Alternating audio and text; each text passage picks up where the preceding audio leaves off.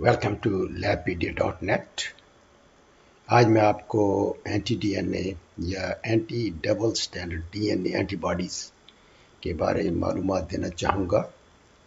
और सबसे पहले तो ब्लड सैंपल कौन सा हमें चाहिए, हमें इसका सीरम ज़रूरत पड़ेगी इस टेस्ट के लिए।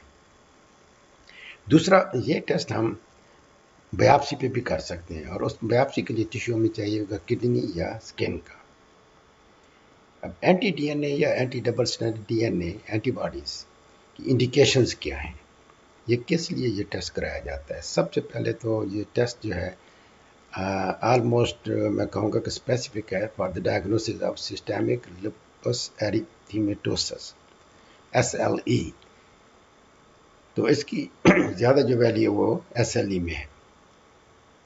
फिर ये SLE पेशेंट को जब आप ट्रीट कर रहे होंगे तो उसके फॉलोअप के लिए भी ये टेस्ट एडवाइस कराया जा सकता है। और अगर किसी पेशेंट में anti nuclear antibody test positive आ जाए तो फिर आप ये anti double standard DNA test भी एडवाइस कर सकते हैं। अब एहतियात क्या इसमें, एक तो कुछ दवाइयाँ हैं जो इसके रिजल्ट को इफेक्ट करेंगी, मसला हाइड्रोलाजीन एंड प्रोकिनामाइड, तो उनको अवॉइड करें। दूसरा, रेडियोइसोटोप अगर किसी लास्ट वीक हफ्ते में दिया होगा तो उसकी वजह से भी इसका इफेक्ट पड़ेगा।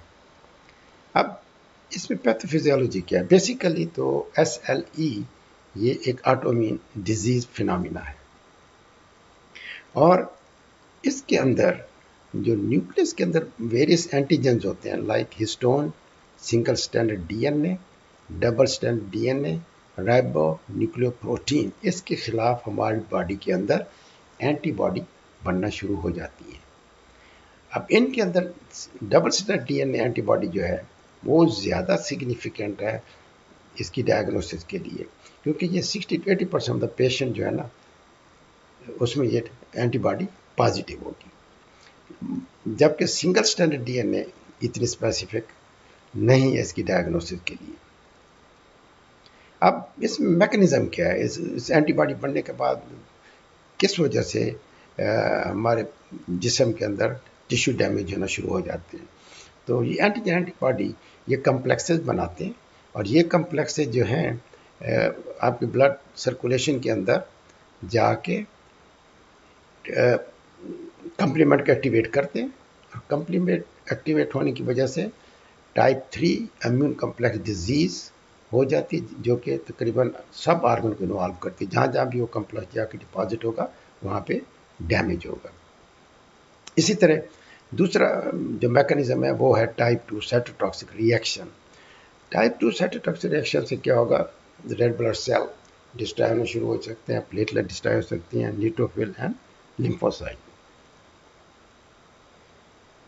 तो सिस्टेमिक लुपस एरिथेमेटोसस या SLE में जो उसकी जो प्रेजेंटेशन है वो यूजुअली लो ग्रेड फीवर होगा, मरीज परसिस्टेंट फटीग एंड वीकनेस होगी, मसल पेन, आर्थराइटिस, क्योंकि SLE में तकरीबन आपके ऑलमोस्ट सब आर्गन इन्वॉल्व हो जाते हैं, और स्किन सेंसिटिविटी लाइट हो जाती है, butterfly rashes on the nose and the cheek होंगे, वेट लॉस हो सकता है, हेयर लॉस हो सकता है, और numbness and tingling in the hand और द फीट। तो बेसिकली ये मल्टी ऑर्गन डिजीज है। अब नॉर्मल वैल्यू क्या है, एक सोर्स के मुताबिक negative less than 70 international unit पर ml, बॉर्डर लाइन 70 to 200, और पॉजिटिव है 200 से ज़्यादा अगर हो इंटरनेशनल यूनिट पर ml। एक और सोर्स जिसमें उन्होंने एलाइजा से ये टेस्ट किया तो उन्होंने बताया कि negative less than 25 international unit, border line 25 to 30, positive 31 to 200 international unit, strongly positive अगर ये 200 इंटरनेशनल यूनिट से ज़्यादा हो। अगर आप बायोप्सी लेते हैं, टिश्यू बायोप्सी, तो उसके अंदर आप देखेंगे कि डिफरेंट पैटर्न नज़र आते हैं SLE के अंदर, जिसमें एक न्यूक्लियर पैटर्न है, होमोजेनस, पेरिफेरल एंड स्पेकर। ये चारों पैटर्न मैंने यहाँ पे दिखाने की कोशिश की है। अब increase anti DNA antibody level जो है SLE अंदर के में ज़्यादा होगा ऑटोइम्यून डिजीज के ज़्यादा हो सकता है, biliary cirrhosis, chronic hepatitis and infectious mononucleosis. तो आप हमारी मज़ीद मालूमात के लिए हमारी वेबसाइट labpedia.net पे जाके देख सकते हैं। और आपका मेरा लेक्चर सुनने का बहुत शुक्रिया। Thank you. Welcome to labpedia.net। आज मैं आपको एंटी डीएनए या anti double standard DNA antibodies के बारे में मालूमात देना चाहूँगा। और सबसे पहले तो ब्लड सैंपल कौन सा हमें चाहिए, हमें इसका सीरम ज़रूरत पड़ेगी इस टेस्ट के लिए।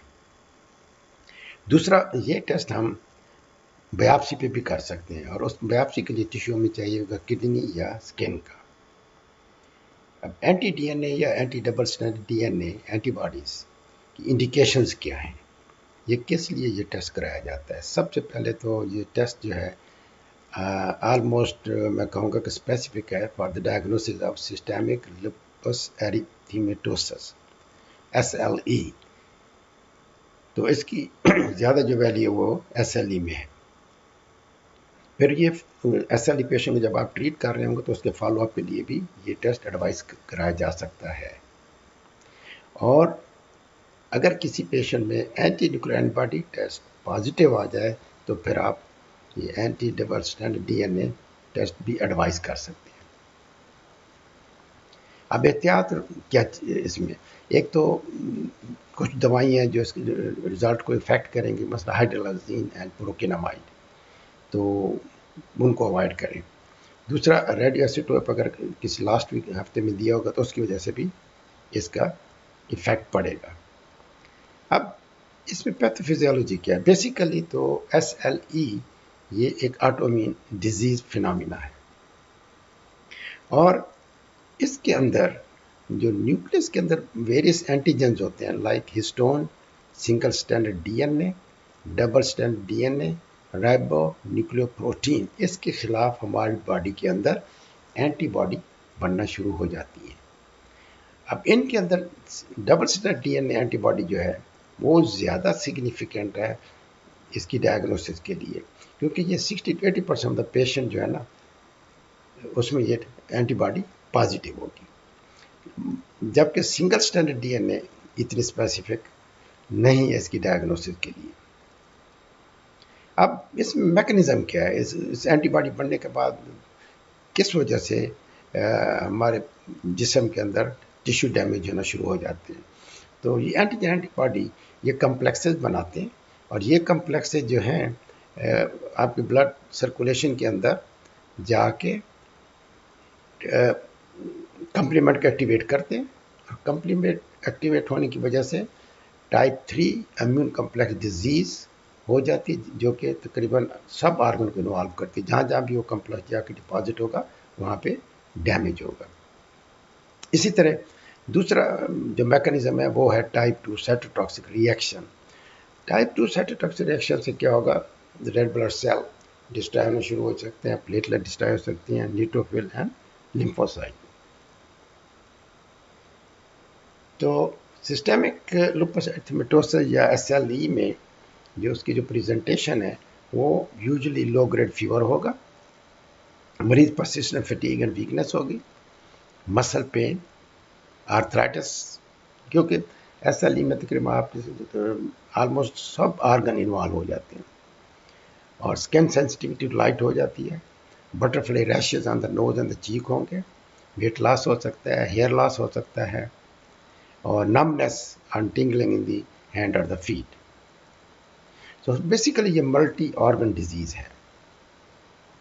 अब नॉर्मल वैल्यू क्या है, एक सोर्स के मुताबिक negative less than 70 international unit पर ml, बॉर्डर लाइन 70 to 200, और पॉजिटिव है 200 से ज़्यादा अगर हो इंटरनेशनल यूनिट पर ml। एक और सोर्स जिसमें उन्होंने एलाइजा से ये टेस्ट किया तो उन्होंने बताया कि negative less than 25 international unit, border line 25 to 30, positive 31 to 200 international unit, strongly positive अगर ये 200 इंटरनेशनल यूनिट से ज़्यादा हो। अगर आप बायोप्सी लेते हैं, टिश्यू बायोप्सी, तो उसके अंदर आप देखेंगे कि डिफरेंट पैटर्न नज़र आते हैं। SLE के अंदर, जिसमें एक न्यूक्लियर पैटर्न है, होमोजेनस, पेरिफेरल एंड स्पेक्टर। ये चारों पैटर्न मैंने यहाँ पे दिखाने की कोशिश की है। अब इंक्रीज डीएन एंटीबॉडी लेवल जो है SLE अंदर के में ज़्यादा होगा, ऑटोइम्यून डिजीज के ज़्यादा हो सकता है, biliary cirrhosis, chronic hepatitis and infectious mononucleosis. तो आप हमारी मज़ीद मालूमात के लिए हमारी वेबसाइट labpedia.net पे जाके देख सकते हैं। और आप मेरा लेक्चर सुनने का बहुत शुक्रिया। Thank you.